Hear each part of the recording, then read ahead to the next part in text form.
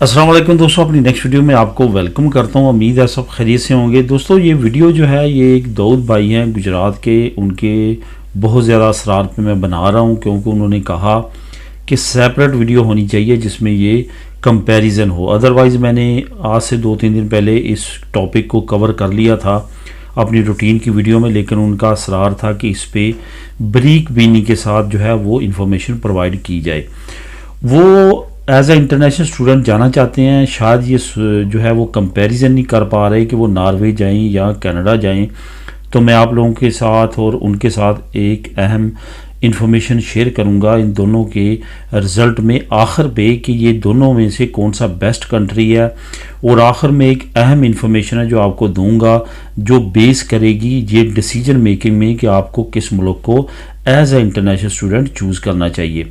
तो सबसे पहले जो मरला आता है एज ए इंटरनेशनल स्टूडेंट वो आता है यूनिवर्सिटीज़ के बारे में, फ़ीस का, कौन सी यूनिवर्सिटीज़ कौन सी कंट्री में बेहतर हैं इस पे। तो यहाँ पे अगर बात करेंगे तो ओवरऑल अगर देखा जाए एजुकेशन सिस्टम का तो कनाडा का और नॉर्वे का तकरीबन बराबर है। अगर इंटरनेशनल स्टैंडर्ड की बात करें तो दोनों में कोई ख़ास फ़र्क नहीं है, लेकिन अगर फ़ीस की बात करेंगे तो वहाँ पे नॉर्वे बाजी ले जाता है क्योंकि ये नॉर्वे में बहुत ज़्यादा जो पब्लिक यूनिवर्सिटीज़ हैं जो कि गवर्नमेंट के अंडर काम कर रही हैं वो फ्री एजुकेशन प्रोवाइड करती हैं और जो इंटरनेशनल स्टूडेंट्स हैं उनके लिए भी बहुत ज़्यादा चीपर है। तो अगर आप फ़ीस की बात करेंगे तो नॉर्वे उस लिहाज से बेहतर है कनाडा की।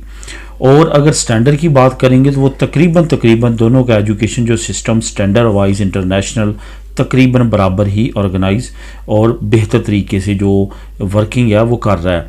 और इंटरनेशनल यूनिवर्सिटीज़ को अगर देखेंगे रैंकिंग में तो वो भी नॉर्वे और जो कनाडा है उनका 19-20 का फ़र्क है। कनाडा की यूनिवर्सिटी क्योंकि वो रकबे के लिहाज से बहुत बड़ा मुल्क है, वहाँ की कुछ यूनिवर्सिटीज़ के नंबर ज़्यादा हैं और ज़्यादा तादाद में रैंकिंग में आती हैं, लेकिन कंपेयर टू नॉर्वे क्योंकि एक स्मॉल कंट्री है तो उस लिहाज से अगर नंबरिंग देखें तो तकरीबन दोनों का बराबर निकलता है। तो उसके बाद अगर स्टैंडर्ड ऑफ लाइफ की बात करेंगे आप, उसमें कोई भी शक नहीं है पिछले कई सालों से नॉर्वे दुनिया में बेस्ट कंट्री आ रहा है लिविंग स्टैंडर्ड के लिहाज से। उसमें यूएनओ की रिपोर्ट हर साल जो शाया होती है जिसमें ये बताया जाता है कि कौन सा मुल्क जो है वो इंटरनेशनल लेवल पे लिविंग स्टैंडर्ड के लिहाज से बेस्ट है, तो वो नॉर्वे लगातार कई सालों से नंबर 1 पे आ रहा है। और यहाँ पे एक सबसे बड़ा बैरियर जो नॉर्वे का आएगा एज ए इंटरनेशनल स्टूडेंट वो ज़ुबान का आ सकता है। कहीं ना कहीं आपको नॉर्वेजियन ज़ुबान की ज़रूरत पड़ेगी। लेकिन अगर आप कंपेयर करेंगे कनाडा को तो कनाडा में लिविंग स्टैंडर्ड तो जो है वो 6 और 7वें नंबर पे है दुनिया में, लेकिन अगर ज़बान का डिफरेंस देखेंगे तो डिफरेंस में आपको वहाँ पे क्योंकि इंटरनेशनल लैंग्वेज जो है उनकी और नेशनल लैंग्वेज जो है वो इंग्लिश है, तो ये इंटरनेशनल स्टूडेंट को बेनिफिट हो सकता है कि वहाँ पे लैंग्वेज जो है वो बैरियर नहीं है सेम लाइक अगर कंपेयर करें नॉर्वे के। तो इस वजह से कनाडा जो है वो इस लिहाज से बेहतर है नॉर्वे के। और उसके बाद अगर जॉब अपॉर्चुनिटीज़ की बात करेंगे तो जॉब अपॉर्चुनिटी के लिहाज से जो है वो नॉर्वे और कनाडा में इक्वल जो है वो इंटरनेशनल स्टूडेंट्स को जॉब आवर्स मिलते हैं पर वीक, तो उस लिहाज से भी कोई भी डिफरेंस नहीं है। और जॉब अपॉर्चुनिटीज़ के लिहाज से भी दोनों तकरीबन सेम है, लेकिन ज़ुबान की वजह से जो है वो कनाडा कुछ लेवल पे बेहतर लगेगा आपको कंपेयर टू नॉर्वे। उसके बाद अगर माहौल आबो हवा की, जिसमें उन्होंने स्पेशली कहा कि इसके बारे में भी बात की जाए, दोनों इंतहाई खूबसूरत ममालिक हैं, दोनों के जो मौसम है वो भी काफ़ी मैच करते हैं, लेकिन कनाडा ज़्यादा सर्द है कंपेयर टू नॉर्वे।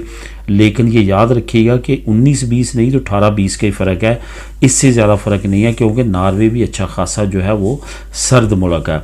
ये आपको बताता चलूँ कि जितने ये स्कैंडिनेवियन कंट्रीज़ हैं, फिनलैंड से शुरू होके फिनलैंड, नॉर्वे, स्वीडन और डेनमार्क, ये वो ममालिक हैं जो कि नॉर्थ एरिया में है यूरोप के, तो वहाँ पे जिनको स्कैंडिनेवियन कंट्रीज़ भी बोला जाता है, ये काफ़ी ज़्यादा सर्द है और यहाँ का मौसम जो है वो ज़्यादातर सारा साल जो है वो 3 या 4 महीने छोड़ के सर्दी रहता है, बारिशें होती रहती हैं, बर्फ़बारी होती है। और इसी तरह आपको मालूम है कि कनाडा भी बर्फ़बारी के लिहाज से काफ़ी ज़्यादा मशहूर है और वहाँ पे भी सर्द मौसम काफ़ी लंबे अरसे चलता है। तो इसके बाद हम आखिर में मैं आपको जैसे कि मैंने पहले कहा कि एक पॉइंट ऐसा बताऊंगा जो कि आपकी डिसीजन करने के लिए बहुत ज़्यादा आपके लिए हेल्पफुल होगा। वो है वहाँ पे आप अगर पीआर लेना चाहें और नेशनलिटी लेना चाहें तो उस लिहाज से दोनों ममालिक में से कौन सा बेहतर है। अगर आप कनाडा की बात करेंगे तो वहाँ पे तो आपको मालूम है कि जैसे आप स्टडी वहाँ पे कंप्लीट करते हैं और आप कोई जॉब ऑफ़र दे देते हैं उनको, तो वो आपको पीआर का आगे स्टेटस मिल जाता है और आगे आप वहाँ पे रहना शुरू कर देते हैं।